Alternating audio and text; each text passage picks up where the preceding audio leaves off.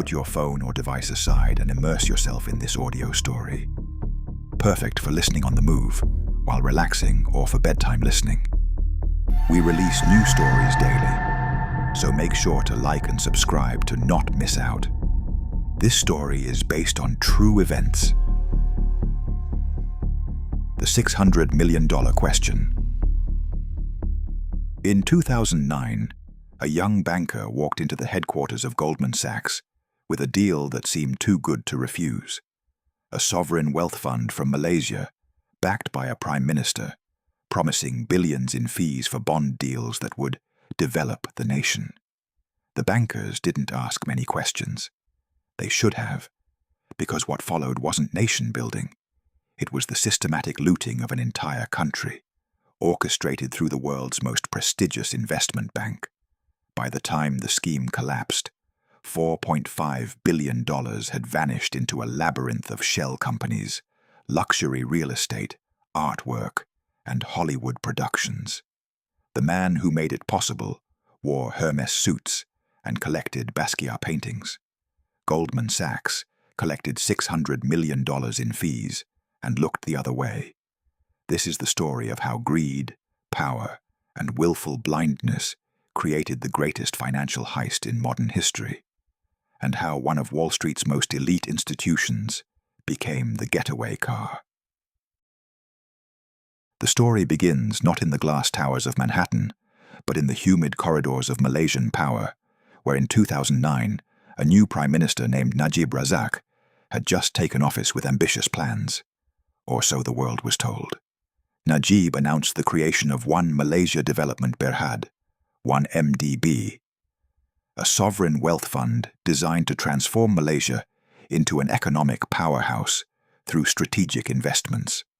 The fund would raise billions through bond offerings, invest in energy, real estate, and tourism, and deliver prosperity to the Malaysian people. It sounded legitimate. It sounded noble. It was neither, because behind the glossy presentations and government backing, 1MDB was being designed as something else entirely. A vehicle for one of the most audacious thefts ever conceived. And the architect wasn't the prime minister. It was a 28-year-old financier named Jho Low.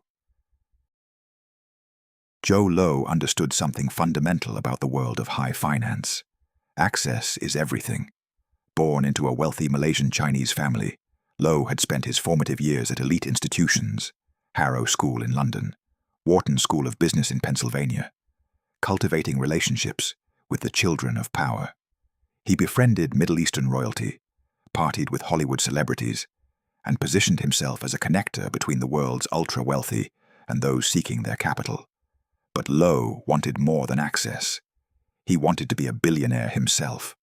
The problem was he had no real business empire, no groundbreaking innovation, no legitimate path to the wealth he craved. So he created an illegitimate one.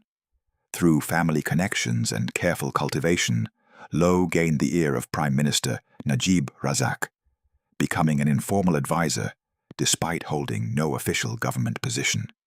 When Najib proposed creating 1MDB, Low saw his opportunity. He would turn a sovereign wealth fund into his personal piggy bank. But to pull it off, he needed something critical: the credibility of a major financial institution.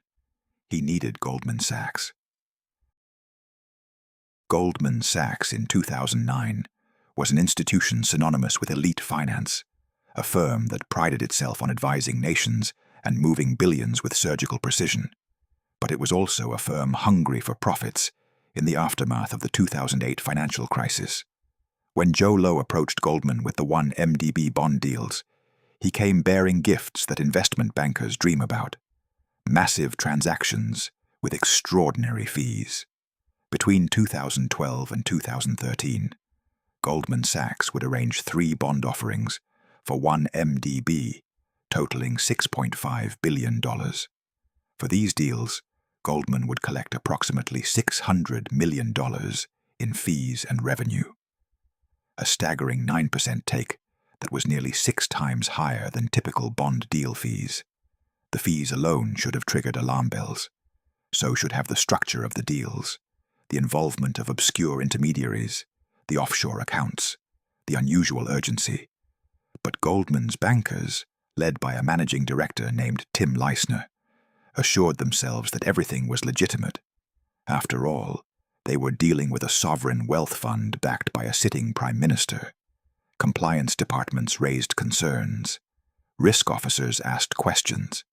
They were overruled or ignored because the fees were too lucrative, and Jho Low had designed the perfect cover story. Here's how the machinery of theft actually worked, hidden beneath layers of complexity deliberately designed to obscure the truth. Goldman Sachs would raise billions for one MDB through bond offerings sold to international investors. The money was supposed to flow into Malaysian development projects, power plants, real estate ventures, economic initiatives. Instead, shortly after each bond deal closed, massive sums would be siphoned off into a web of shell companies and bank accounts controlled by Jho Low and his associates. The mechanism was sophisticated. Bonds would be sold through Goldman at inflated prices, with the excess money diverted to accounts in Switzerland, Singapore, and the Seychelles. Fake investment agreements would be created to justify the transfers. Consulting fees and transaction costs would be wildly inflated to mask the theft. And crucially, hundreds of millions would be kicked back to Malaysian officials, including deposits into accounts linked to Prime Minister Najib himself. In 2013 alone, $681 million appeared in Najib's personal bank accounts, money that investigators would later trace directly to the one MDB bonds Goldman had underwritten. This wasn't creative financing. This was systematic looting dressed up in the language of international development, and the presence of Goldman Sachs provided exactly the legitimacy the scheme required. But here's where the story gets darker, where we cross from financial irregularity into something more sinister. Goldman's own bankers knew something was wrong. Internal emails later revealed by investigators showed compliance officers flagging reputational risks with the one MDB deals. Due diligence teams questioned why a Malaysian development fund needed to raise billions through complex bond structures when it could have borrowed more cheaply through conventional channels. Background checks on Jho Low revealed he had no official role in the Malaysian government, yet was directing billions in supposed sovereign transactions. One Goldman compliance officer wrote that the deals involved a web of connections that don't seem to make sense. Another flagged that money appeared to be flowing to suspicious entities. These warnings reached senior executives. The deals proceeded anyway, because Tim Leissner, the Goldman banker championing the one MDB relationship, was generating enormous profits for the firm. He reassured his colleagues that everything had been vetted at the highest levels of Malaysian government. He provided letters of comfort from officials. He vouched for Jho Low's legitimacy. What he didn't reveal was that he himself was receiving millions in kickbacks from the stolen one MDB funds, or that he had helped forge documents to bypass Goldman's own compliance procedures. The machine of theft had agents inside the getaway car. While Goldman collected its fees and Malaysian officials filled their accounts, Jho Low was living a fantasy that would have seemed absurd if it weren't completely real. He bought a $250 million yacht called the Equanimity, one of the largest private vessels in the world. He purchased penthouses in New York City, including a $30.6 million apartment in the Time Warner Center, and mansions in Beverly Hills and London. He acquired a $35 million private jet. He spent $200 million on artworks, including pieces by Monet, Basquiat, and a Picasso painting purchased from Christie's for $179 million. He gambled millions in Las Vegas casinos, once losing $10 million in a single night at the Venetian. He threw parties attended by Leonardo DiCaprio, Paris Hilton, and Robert De Niro, paying celebrities hundreds of thousands just to appear. He even financed a Hollywood movie, The Wolf of Wall Street, a film ironically about financial fraud, to the tune of $100 million through a production company he'd acquired with 1 MDB money. Every dollar of this grotesque consumption was stolen from the Malaysian people, siphoned from bonds that were supposed to build their nation's future. And the bills for these bond deals were being paid by Malaysian taxpayers who had no idea they were funding one man's delusion of grandeur. This wasn't wealth. This was a fever dream financed by an entire country. But in 2015, the carefully constructed facade began to crack. And what emerged wasn't just financial irregularity, but evidence of something far more sinister: murder. A Malaysian government investigative task force had begun examining 1 MDB's finances, and what they discovered was staggering. Billions were missing. Money had flowed to shell companies, to mysterious intermediaries, to personal accounts linked to the Prime Minister himself. The task force prepared to release their findings. They never got the chance. Prime Minister Najib, facing exposure, moved swiftly and ruthlessly. He fired the Attorney General who was investigating the case. He removed the Deputy Prime Minister who was asking questions. He shut down newspapers that were reporting on the scandal. And then, people started dying. In 2015, Kevin Moraes, a deputy public prosecutor working on the 1 MDB investigation, was kidnapped, murdered, and his body stuffed into a concrete-filled barrel that was dumped in a swamp outside Kuala Lumpur. Hussein Najadi, a banker who had spoken out against corruption at institutions involved with 1 MDB, was shot dead in broad daylight in Kuala Lumpur in 2013. Mongolian model Altantuya Sharibu, who had connections to figures involved in earlier Malaysian government deals, had been murdered in 2006. Shot and her body blown up with military-grade explosives, in a case that investigators would later link to the same networks of corruption. This wasn't just financial crime. This was a conspiracy protected by violence, where the cost of speaking truth was measured in blood. And through it all, Goldman Sachs remained silent about the billions it had helped move. The unraveling accelerated when a new player entered the story. Sarawak Report, a small investigative journalism outlet run by a British journalist named Claire Rucastle-Brown. Working with leaks from Malaysian insiders and documents smuggled out of government offices, Rucastle-Brown began publishing detailed exposés of the 1 MDB theft in 2015.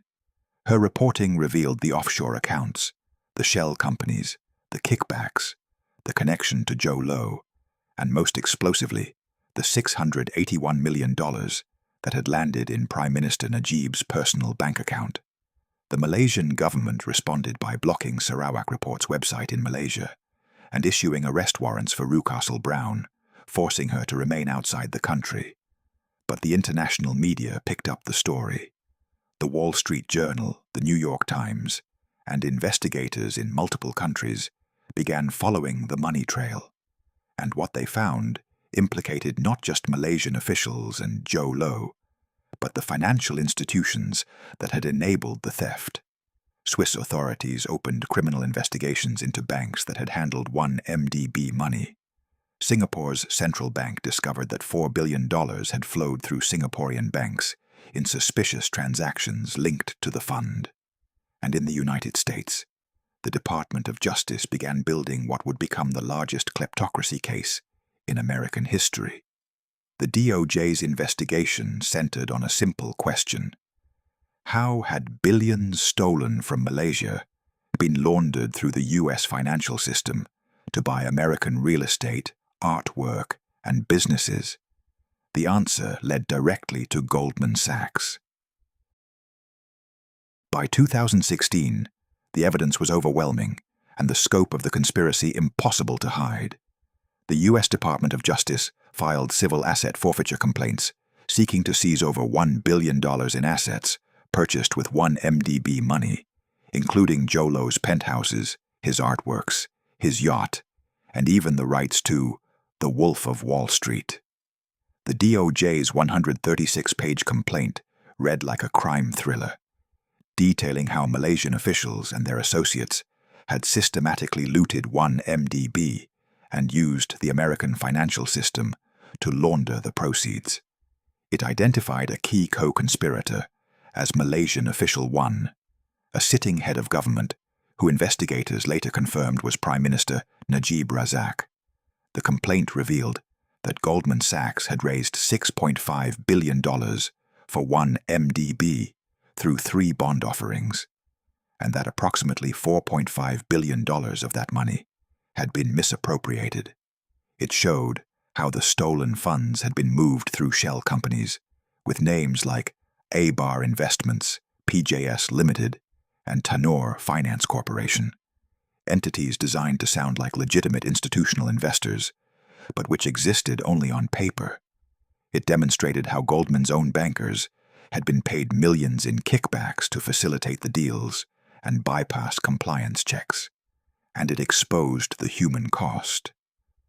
While Jho Low was buying Basquiat paintings for tens of millions, Malaysia's 1MDB fund was drowning in over $11 billion of debt that Malaysian taxpayers would ultimately be forced to repay.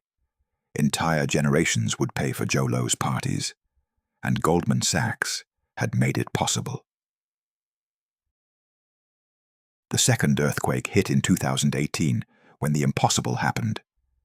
The ruling coalition that had governed Malaysia for 61 years lost an election, and Prime Minister Najib Razak was voted out of power. The new government, led by 92-year-old Mahathir Mohamad, immediately reopened the 1MDB investigation that Najib had crushed. Within months, Najib was arrested and charged with 42 counts of criminal breach of trust, money laundering, and abuse of power. Police raids on properties linked to Najib uncovered a staggering hoard of luxury goods: $273 million worth of handbags, jewelry, watches, and cash stuffed into hundreds of boxes. They found 567 handbags, 423 watches, 12,000 pieces of jewelry, and $28 million in cash in various currencies. The photos of police cataloguing room after room of luxury goods became symbols of the regime's corruption. Najib's wife, Rosma Mansour, became infamous for her collection of Birkin bags, many purchased with 1MDB money, while Malaysian families struggled with rising costs of living. But the most significant development came when prosecutors revealed the full extent of Goldman Sachs's role in the conspiracy. Investigators discovered that Tim Leissner, the Goldman banker, had received $200 million in kickbacks from the 1MDB deals. Another Goldman banker, Roger Eng, had received $35 million. They had used some of this money to pay bribes to Malaysian and Abu Dhabi officials to secure the bond deals. They had forged documents, created fake email accounts, and deliberately misled Goldman's own compliance department. And crucially, senior Goldman executives had ignored warnings about the deals because the fees were too lucrative to pass up. The bank that styled itself as the gold standard of Wall Street had become a co-conspirator in the greatest financial heist in history. As investigations intensified globally, Jho Low disappeared into the shadows, becoming one of the world's most wanted fugitives. U.S. authorities issued a warrant for his arrest. Interpol issued a red notice. Malaysian prosecutors filed criminal charges. But Low, protected by the same networks of offshore accounts and shell companies he had used to steal billions, managed to evade capture. Reports placed him in China, in Macau, in various countries, with no extradition treaties to the United States or Malaysia. His yacht was seized by Indonesian authorities in Bali. His penthouses were frozen by U.S. courts. His artwork was confiscated. The DOJ eventually recovered over $1.2 billion in assets purchased with stolen 1MDB money. But Low himself remained at large, a ghost financed by money he could no longer access, still desperately trying to negotiate deals through lawyers while living in exile. In 2018, U.S. prosecutors unsealed criminal charges against Low and the two Goldman Sachs bankers. Tim Leissner pleaded guilty to conspiracy to launder money and violate the Foreign Corrupt Practices Act, admitting he had bribed foreign officials and embezzled money from 1MDB. Roger Ng was arrested in Malaysia and extradited to the United States to face trial, and prosecutors turned their attention to Goldman Sachs itself, asking a question that would reverberate through the financial industry. Should the entire institution be held criminally liable for the actions of its bankers? In 2020, Goldman Sachs reached a settlement with US and Malaysian authorities that was staggering in its scope, but insufficient in its justice. The bank agreed to pay more than $5 billion in penalties, including $2.9 billion to the US government, $2.5 billion to Malaysia, and additional payments to other jurisdictions. Goldman admitted that its subsidiary Goldman Sachs, Malaysia, had bribed foreign officials in violation of anti-corruption laws. The bank's Malaysian subsidiary pleaded guilty to criminal charges of conspiring to violate the Foreign Corrupt Practices Act.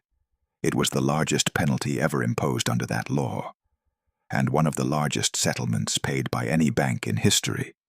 Goldman also agreed to slash compensation for current and former executives who had overseen the Southeast Asia business during the scandal. The settlement was supposed to represent accountability, the idea that even elite financial institutions would face consequences for enabling massive corruption. But here's what the settlement didn't include. No senior Goldman executives were criminally charged. No one at the top of Goldman's leadership went to prison for overseeing a business unit that had generated hundreds of millions in revenue, from bond deals that financed the greatest theft of sovereign wealth in modern history. The compliance officers who had been overruled faced no consequences. The executives who had prioritized fees over risk faced no criminal liability. Goldman paid a fine representing a fraction of its annual revenue, and its stock price barely moved. This is the dark truth about financial crime at the highest levels. The institution pays, but the individuals who made the decisions walk free. Justice, it turned out, was for sale, and Goldman could afford the price. The human cost of the 1MDB scandal extends far beyond spreadsheets and settlement figures into the lives of ordinary Malaysians who paid for crimes they never committed. When 1MDB collapsed under the weight of its debts, the Malaysian government, meaning Malaysian taxpayers, was forced to assume responsibility for more than $11 billion in bonds that had been issued to fund the scheme. This debt servicing diverted billions from education, healthcare, infrastructure, and social programs. Funds that could have built schools instead paid interest on bonds that had enriched Jho Low. Money that could have improved public hospitals instead serviced debt created by Goldman Sachs bond offerings. An entire nation's development was set back by years, if not decades, because a handful of individuals had turned a sovereign wealth fund into a personal slush fund. In 2020, a Malaysian court found former Prime Minister Najib Razak guilty on all 7 charges in the first of multiple trials related to 1MDB, sentencing him to 12 years in prison and a fine of nearly $50 million. In 2022, Malaysia's federal court upheld the conviction, and Najib began serving his sentence, the first time a former Malaysian prime minister had been imprisoned.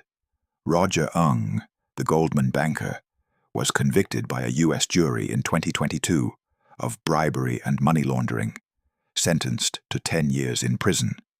These convictions represented some measure of justice, but Jho Low remained at large, his exact whereabouts unknown, still controlling hidden assets through networks of intermediaries. And the question lingered: had Goldman Sachs really been held accountable, or had it simply paid a toll to continue business as usual? The 1MDB scandal revealed something deeply unsettling about the machinery of global finance. that the most prestigious institutions, the ones that advise governments and claim to operate with the highest standards, are just as vulnerable to greed as any street-level criminal. Perhaps more so, because their crimes are measured in billions rather than thousands, and protected by complexity rather than violence. Goldman Sachs's defense was predictable. A few bad actors had deceived the institution. Compliance failures had occurred. But the bank itself had been victimized by the fraud. But the evidence told a different story. The fees Goldman charged for the 1 MDB bonds, nearly 6 times the normal rate, should have signaled that something was wrong. The unusual structure of the deals, the offshore accounts, the involvement of unvetted intermediaries like Jho Low, all of this was visible to anyone who wanted to look. Goldman's compliance officers did look, did raise concerns, and were ignored or overruled because the revenue was too attractive. This is the dark side of business at its purest. The institutional incentive to look the other way when profits are involved. The structural rationalization that enables individuals to participate in schemes they know are wrong while telling themselves they're just doing their jobs. Goldman Sachs didn't steal $4.5 billion from Malaysia, but it drove the getaway car, collected a hefty fee for the ride, and then claimed it had no idea the money in the trunk was stolen. That's not innocence. That's complicity dressed in a business suit. There's a lesson buried in the 1 MDB scandal that extends beyond Goldman Sachs, or Jho Low, or even Malaysian corruption. A lesson about how modern theft actually works at the highest levels. The greatest crimes are no longer committed with guns or violence, but with PowerPoint presentations and bond prospectuses. They're enabled not by criminal syndicates, but by prestigious institutions lending their credibility to transactions they choose not to scrutinize too closely. They're protected not by secrecy, but by complexity. Layers of shell companies, offshore accounts, and legal jurisdictions deliberately designed to obscure the truth until it's too late to matter. Jho Low understood this instinctively, that in global finance, the appearance of legitimacy is more valuable than legitimacy itself. If you can get a Goldman Sachs to underwrite your bonds, investors will line up to buy them without asking too many questions. If you can get a prime minister to sign off on your fund, compliance officers will give you the benefit of the doubt. If you can hide the money trail across enough jurisdictions, prosecutors will struggle to piece together the full picture before the statute of limitations expires. This is the architecture of modern kleptocracy, and it only works because institutions like Goldman Sachs provide the infrastructure.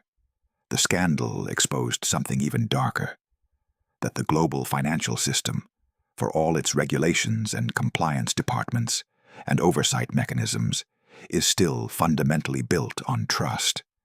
And that trust is for sale to anyone who can afford the fees. As of today, the fallout from 1 MDB continues to ripple through the global financial system. Multiple countries have strengthened anti-money laundering regulations, specifically in response to the scandal. Swiss banks have faced criminal penalties for their role in processing 1 MDB money. Singapore shut down several banks and imprisoned bankers who had facilitated the theft. The US has recovered over $1.4 billion in assets purchased with stolen funds, returning much of it to Malaysia. Goldman Sachs has implemented new compliance procedures and supposedly strengthened its oversight of high-risk transactions. But the fundamental question remains unanswered. Has anything really changed? The individuals who made the decisions at Goldman, who saw the warning signs and chose to ignore them, who prioritized revenue over risk, who allowed compliance concerns to be overruled, faced no criminal consequences. The bank paid billions in fines, but remained profitable and powerful. Jho Low is still free, living somewhere beyond the reach of extradition. And across the world, sovereign wealth funds and development banks still raise billions through bond offerings underwritten by major financial institutions, with fee structures and complexities that make it difficult for anyone to track where the money actually goes. The machinery that enabled the 1MDB theft is still running. It's just operating more carefully now, with better lawyers and more sophisticated cover stories. Because that's the darkest truth of all. The 1MDB scandal wasn't an aberration. It was a revelation of how the system actually works when no one is watching closely enough. The story of Goldman Sachs and the 1MDB heist is ultimately a story about choices. The choice to prioritize profit over principle, to look the other way when suspicions arise, to trust in the appearance of legitimacy rather than dig for uncomfortable truths. Every individual who played a role in the scandal made a choice. Jho Low chose to build a fantasy life with other people's money, knowing the human cost his theft would inflict. Prime Minister Najib chose to accept hundreds of millions in bribes, betraying the trust of the nation he was elected to serve. Tim Leissner and Roger Ng chose to pocket millions in kickbacks and forge documents to bypass the very compliance systems designed to prevent exactly this kind of fraud. And Goldman Sachs, the institution, the culture, the decision-makers who weren't named in criminal complaints, chose to collect $600 million in fees from bond deals that were so obviously suspicious that their own compliance officers were raising red flags. These weren't mistakes. These were calculated decisions made by intelligent people who understood exactly what they were doing and decided the rewards justified the risks. They were right about the rewards. Jho Low got his yachts and penthouses. Najib got his Birkin bags. Goldman got its fees. The bankers got their bonuses. They were wrong about the risks, but only barely. Because even after the scandal exploded, even after billions in fines and criminal convictions, the real power structure remained largely intact. Goldman Sachs is still Goldman Sachs. The system is still the system. And somewhere in the world, another Jho Low is probably walking into another prestigious bank with another deal that seems too good to refuse.